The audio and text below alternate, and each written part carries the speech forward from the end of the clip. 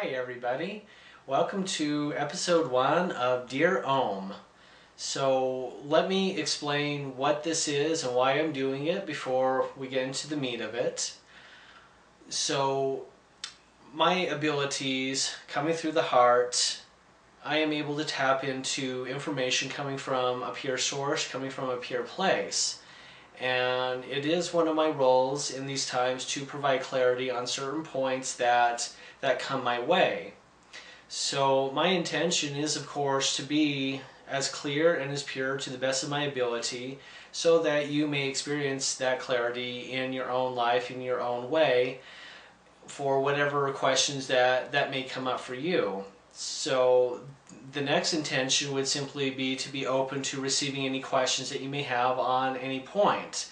I'm more than happy to provide this service, and I hope that in some way this helps you along in your path. So I do have a few questions that have been waiting for me to answer, or rather me getting ready to be this visible and share this information with you. So the first one that I have came to me about a month ago. If you get on my YouTube channel and look up the construct video that I made, that really, was my breakthrough point in becoming visible and really sharing, the gifts and talents that our Creator has blessed me with. So this first question comes from Richard Hatton. He posted this question when I initially posted this video to YouTube that I was just talking about, the construct one. So he asks, could you shed some light on ISON's role on all this? As he seems to be surrounded in secrecy, who and what is ISON? Did he have any responsibility on the human DNA in the past? Do you know his real name? So we may understand a bit more. Also, could you explain the cities of lights in the sky? Are these Nepheleim rising? Thank you. So ISON is, of course, a comet that came through this star system a few years ago, and ISON is not a ball of ice and gases randomly coming through the solar system. I do resonate. My heart is resonating with that ISON is a starship. If you go to the SETI website, which is stereo-ssc.nascom.nasa.gov, if you go down to the stereo ahead COR2 cam, which will be like, towards the bottom of the listing of different images of the sun, there has been what looks like okay, so there's a central point here, a shaft of light there, shaft of light there, shaft of light there coming off of it, and it kind of looks like it's like a corner, like, a corner of a wall or a corner of a box. This is ISON. ISON is a spaceship, but it's also a reference to a person, a being, that I feel is a person that, so, through the distorted teachings that we've been led to believe is true, through the New Age teachings, we have Archangel Michael and we have Ashtar, we have these different beings, and I feel like these are amalgamations that they tried to use to mask who ISON truly is, meaning he is, I see him as like a strategist for our Heavenly Father and our Heavenly Mother in their efforts to assist us in becoming liberated from this holographic matrix. I do see him in direct answer to responsibility on human DNA in the past. I do feel like he has been there to undo some of the alterations that have been done to us to make us forget our connections to our Heavenly Mother and Heavenly Father.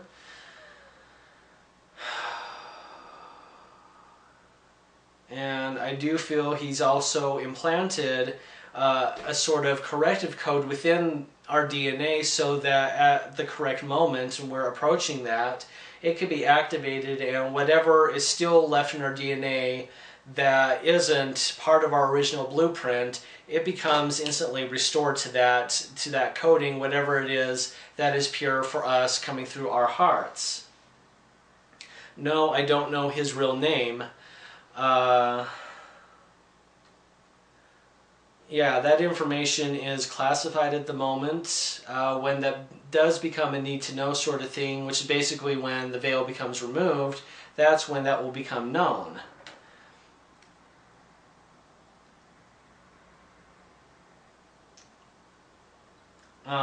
Okay, so what they're directing me to now is speaking more about the ship that bears ISON's name.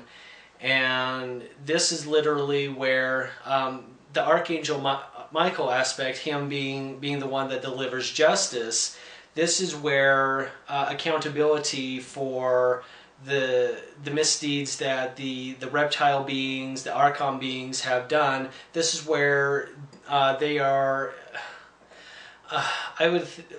I see it as like a detainment center, but also a place where accountability can be enacted. So I wouldn't say it's like a courthouse or anything, but it's something along those lines, just as a point of reference. The City of Lights in the Skies. Yes, those are Nepheleim ships. Those are... Okay, so the Nepheleim aren't these angelic beings. They are actually zombie-type creatures. That's how I see them. I just see them rotting and decaying and needing some sort of sustenance. So they have these City of Lights in the skies in order to attract people to them so that they can continue feeding and acquiring new body parts, things like that.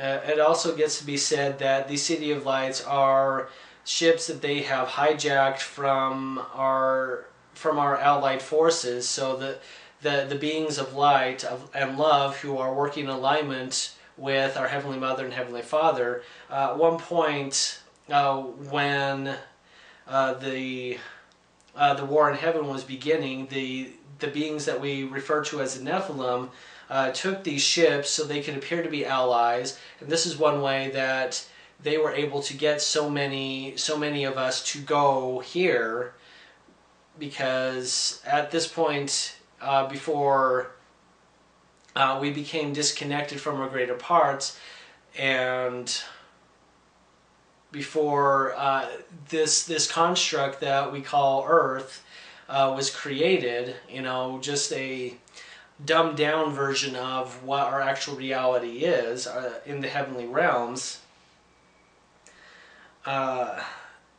This is how they managed to get us to go under the veil. They attracted many of us to go into these ships thinking that, oh, we're going to a safe haven, when really it was where they used the technology they brought aboard the ships to begin the veiling process.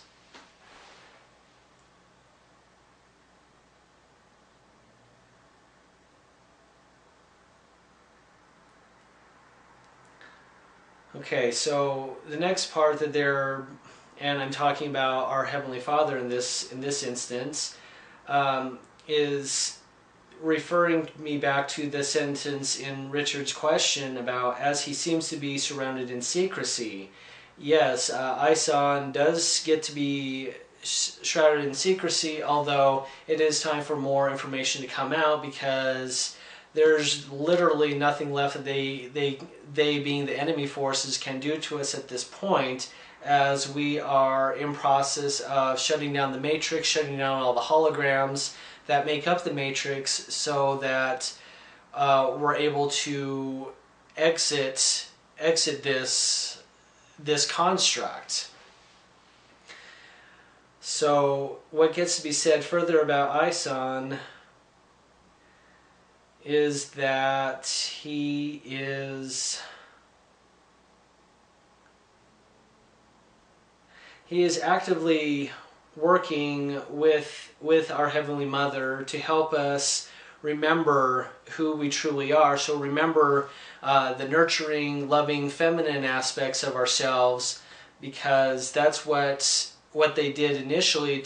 That's what they initially shut down, was our female energy. Threw that out of balance, so that we'd be like, well, I can't feel my way forward here. I'm not connected to my feelings anymore, so I'm just going to go towards whatever seems to make the most logical sense to me, since, you know, imbalanced male energies is completely in logic and completely in its head and doesn't really feel its way forward. And so with the restoration of that energy, that feeling within each and every one of us, ISON is beginning to reactivate our DNA, that implanted part of the DNA that he put in there, so that we are once again able to fully discern, fully be in our feelings and remember who our mother truly is, and it's not Lilith. Okay. So the next question comes from Franc Esco. This question was also posed when I initially posted the construct video. Hi Om, I have no doubt that you are genuine. How do we validate this info for ourselves? That's what is being reactivated within us in these times by ISON, but also by our Heavenly Mother and Heavenly Father.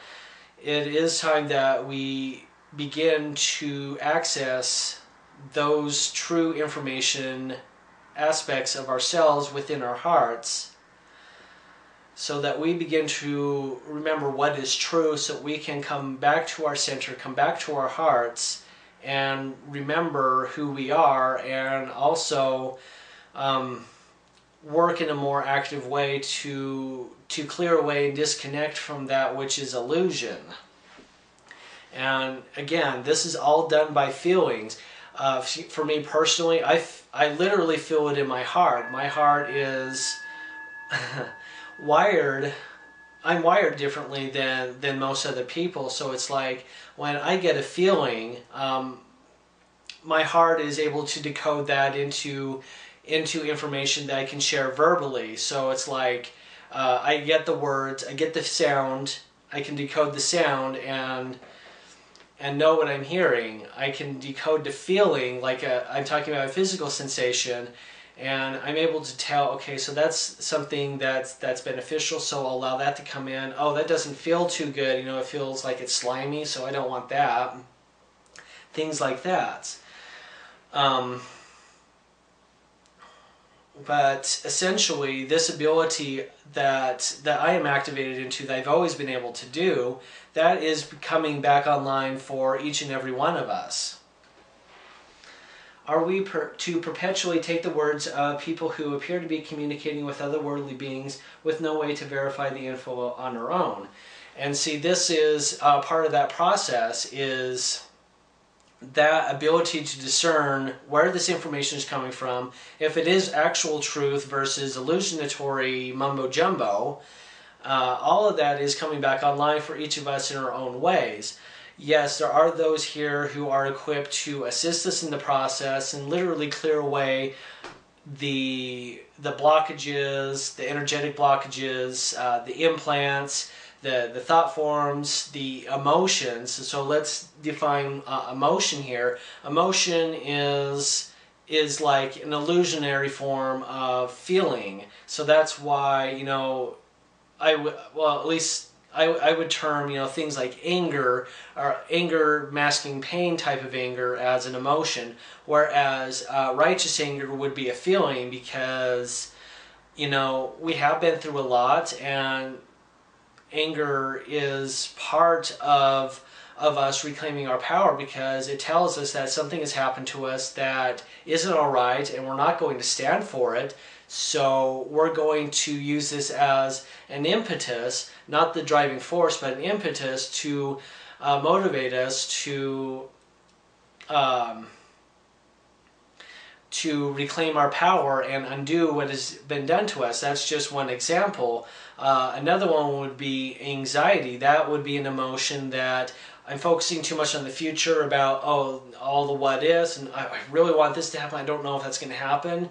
Whereas when we're in trust, we know that we are in that flow of going towards the creation or manifesting the creation through our hearts, through our feelings, that creates the manifestation, the intent that we, through an emotive state, would otherwise be in worry or anxiety about.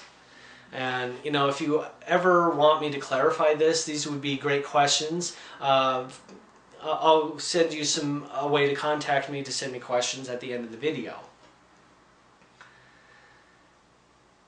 How do we know that what is being communicated is true? Again, you know, with our ability to discern to come back online, again, it's like go into your heart. Even if you don't know what I'm talking about or how to do it, if you're mentally focusing on your heart, right here in your heart center, then you are choosing to go to your heart. And whatever impressions come to you, you know, each of us are wired differently, so however your intuition functions, you can trust that when you're focusing on your heart, that is where you are receiving that discerning information from. And so another way that I do this is, you know, when I read a piece of information that doesn't resonate with me, I manifest physical symptoms. I'll get a headache, or I'll get nauseous, or you know, if it's triggering a memory of, you know, for example, undergoing these different tamperings that got me to forget who I truly am, you know, I'll just feel really uncomfortable. You know, those are just some of the ways that, for me personally, I know that I'm reading something that isn't true or isn't resonating with my heart. Another example would be about, okay, so if you're reading something that isn't true, and you're focusing on your heart while you're reading it, your heart will feel like it won't have any warmth to it, or it will feel cold, or it will feel icy. Likewise, if there's something that is resonating as truth to the heart, it will feel warm, it will feel light, it will feel fluffy. It will feel like a warm breeze on a spring day when the sun is out and the snow begins to melt. Another way would be, where does it take you in your thought process? Is it taking you, and again, you know, it does work in tandem with, you know, your mind and your heart. Where is this taking me? Is this taking me to a place that makes me feel warm? Is it taking me to a bunch of beings who, you know, they appear to have light, but, you know, reach out and touch their heart. You know, each of us can do this. Reach out and touch their heart, and if they back away or they don't allow you to do it, or they do allow you to do it, and it just doesn't feel like there's any warmth coming from it, don't trust it. Just command them to leave your space. You are sovereign. You are powerful. Could this be another farce? Okay, so this is in reference to the information inside that video. Okay, so the pertinent part of this is, how do I know, how do you know that you're not being deceived by who, such whatever you were getting this information from? So that is a very valid question, and all I can tell you is that I trust what is coming through my heart. I also trust I am purely and directly connected to our Heavenly Mother and Heavenly Father, because I'm communicating to them through our subatomic structure. So I'm talking specifically about our protons and the neutrons that make up the nucleus of the atoms that are inside the DNA. The protons are the female energy, so that connects directly to our Heavenly Mother, whereas the neutron is the male energy, so that connects directly to our Heavenly Father. And I know that, and I trust that they are in vibrational alignment with these aspects of our creative source. beyond that, I don't have any way to prove that or validate that for you. That is simply my understanding of how I do what I do. So our last question this week is from my brother, Paul Wilderman, and he's asking about astral projection. And, you know, he is just asking, you know, or at least that was my impression when I first read this. This isn't what I thought it was. You know, asking, like, you know, how to create a fulfilling experience doing astral projection. And, you know, the thing of it is that, at least for me personally, I've never done astral projection. I've always, whenever I've left my body or felt like I've left my body, it's always been through the heart. And connecting outside the astral field, outside of the etheric field that is present around this planet, I tend to think and feel and resonate with the idea that that is also part of the illusion, so that those of us that are able to project our conscious awareness outside of our physical bodies to keep us from really discovering what's actually going on here. Around this planet. And as such, I would imagine that's why Paul didn't have such a pleasant experience attempting astral projection, because he is, in my feeling, very capable of discerning what's actually going on, and wouldn't buy into any illusionary tricks they would throw at him. So instead of trying to trick him, they just made the experience very unpleasant.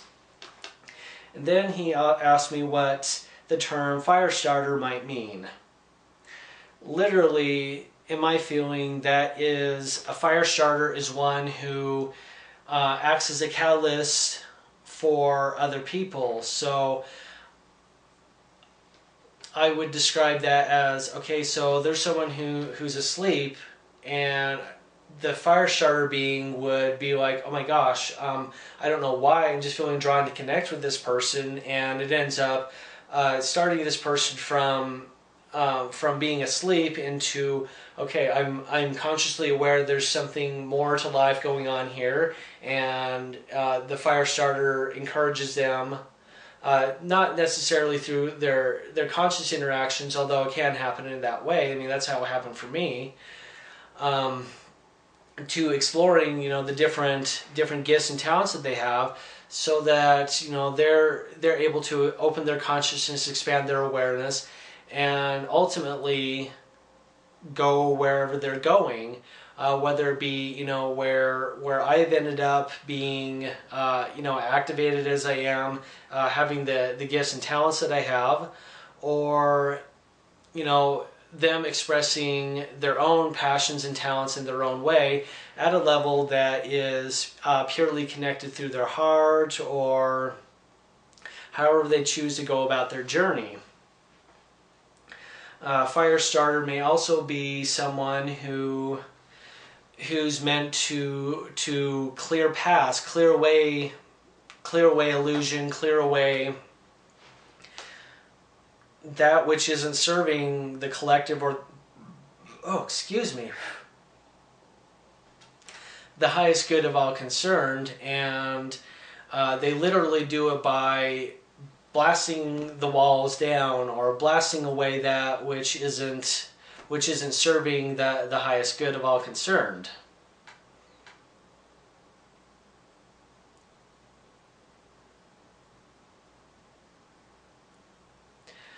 Literally, you know, they're drawing my attention. Again, I'm talking about our Heavenly Father in this case. He's drawing my attention to the work I do through reconnected balancing, and that being fire starter would be one way of describing what I do, because literally all I'm doing at the beginning of the session is I am clearing away the path that blocks the energy pathways from the purity residing within the heart from being expressed within the being whom is the focus of the session. And so, and that's another way that a fire starter would function, is just simply clearing the path.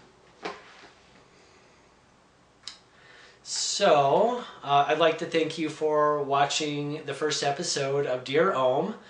Feel free to connect with me through my Facebook page or send me a message through YouTube or Google+. As always, I am here for you as in the capacity for reconnected balancing. Shoot me a message if you desire to connect with me that way. I'd love to receive more questions and answer your questions. Thank you so much. Namaste.